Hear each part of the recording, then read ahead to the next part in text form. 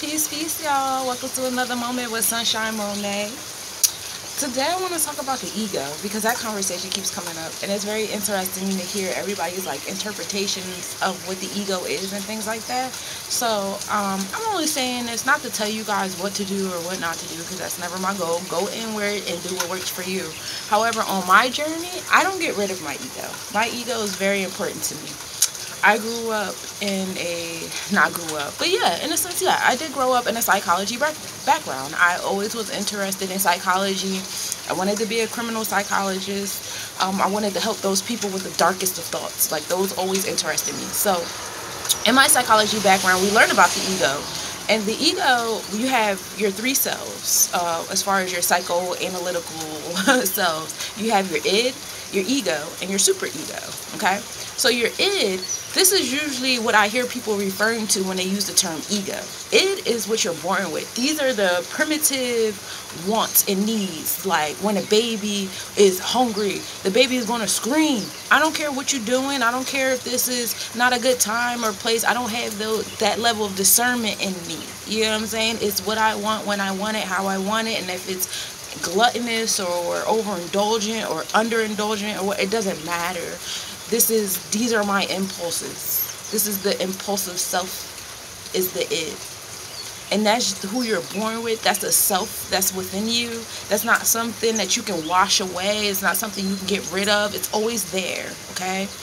And then you have your superego. Your superego, this is the space of morality. This is what, actually, this morning I seen a post that said ego versus spiritual. So that spiritual term, this is what the super ego is. This is when morale comes in, people pleasing, all those things. But however, this is also a polar opposite. So while you got the id that's in that caveman vibe, you got the super ego that's in this wet blanket, doormat, over people pleasing, just always talking you out of stuff, always telling you all the reasons why you shouldn't have, you don't deserve, you can't, whatever.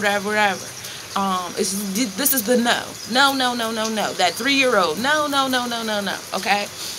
So the ego is in the middle. The ego is the one that says, okay, we're going to mix a little bit of this and a little bit of this. Sometimes it's going to be 50-50. Sometimes it's going to be 80-20. Sometimes it's going to be 20-70s. And the 10% is going to fly. We don't know.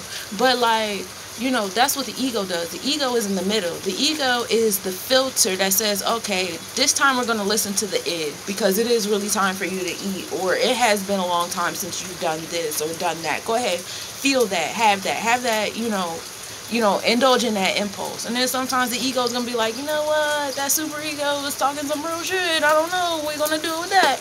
And then sometimes the ego is like, you know what, y'all both win. We're going to come up to a middle ground, compromise, whatever. And that's my interpretations of such vocabulary because of my background. I hear a lot of people in the spiritual community use the term ego in a way that you have to do away with it, you have to get rid of it, and I'm here to let those who hear me and resonate this know you can't get rid of no part of yourself. You're not cutting nothing off unless you want to cut a finger off.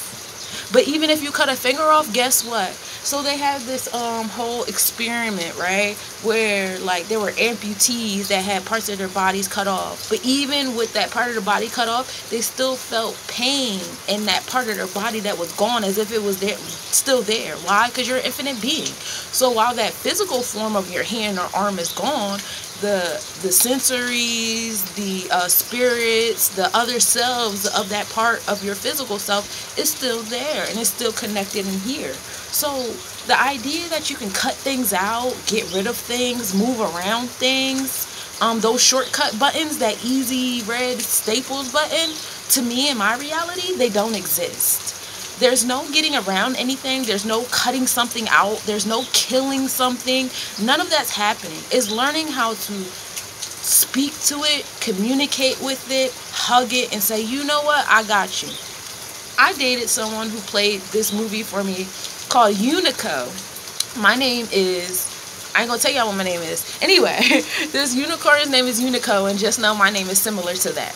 And this unicorn was brought from the heavens. Actually, I forget what happened. Actually, the heavens were looking for him because his Unico was doing such dope stuff that the gods in the heavens felt threatened, and they were like, yo, if Unico is down there doing stuff, people are not going to need us. And so Unico meets this troll or whatever, and this troll is so evil.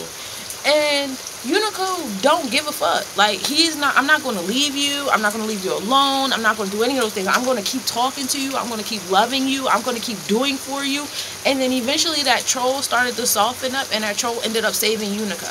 So it's like that. Like, you can't just walk away from something. You can't just cut it out. You know, y'all know when y'all talk to me on Virgo Virgin Talk or Planetary Forecast or whatever, I tell y'all about my ghosting, how I ghost, and that's how I avoid things. And I'm learning that that's not how you avoid things, because you can't just cut something out. It's going to come back in some type of way, shape, or form. It's going to, the conversation is going to happen, if not with that physical person, with the spiritual self of that person, with your inner self about that person. Like, it just has to happen. Like, it's just not going to not happen. So that idea that you can get rid of something, that you can just, like, whatever, on yourself, I don't believe that. I believe that it's time to learn how to love your whole self. When you go high, that doesn't mean that your lower self disappears and now you're just all purple and indigo and violet. No, you still need that middle ground heart chakra. You still need that power.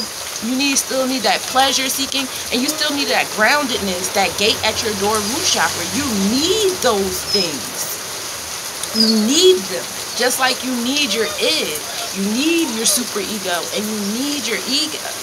Learn how to utilize discernment, learn how to heal them, learn how to communicate with them, and learn how to express them. That's what's important. That's for me in my reality. I ain't gonna tell y'all what to do. I want y'all to go inward after y'all listen to this video and tell yourself what to do with this information. Alright? And that's what I got for y'all. So peace, peace. Also, I want to put in some little plugs. If y'all not doing anything, June 24th to the 26th, we're going camping with High Soul the Gathering in Tabernacle, New Jersey. It's a powwow primitive camping vibe. So all my vendors come out, performers, healers, we're coming out. We're going to have a good time. Bring your kids. I'm going to have my kids. Other people going to have their kids. It's going to be a whole thing. We're bringing the villages back. We will also be doing this at the end of August as well, August 26th to 28th at the Cosmic Nobody Convention. We will be aligning with High Soul the Gathering and going camping together in Tabernacle, New Jersey. So come out, because we are actually looking for performers and vendors and healers for the workshop for August 26th to 28th as well. So that's exciting. In addition to those two events, if you guys out in the West Coast or looking to travel out in the West Coast, next year's Cosmic Nobody's Convention, which will be, I believe that's August 27th to the 29th because of how the days change. But that will be in Sun Valley, Arizona on Terra Nullius. And we have Tribe Life Awakening Festival with Soul Sun, and I'm very excited about that.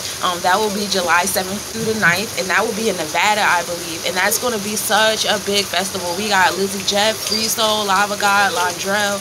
I don't know if I'm saying names too soon, but it's going to be a very dope spiritual lineup, and of course I'll be there performing as well. I'm very excited about that. I've never performed in front of a crowd that big, so I'm very, very excited.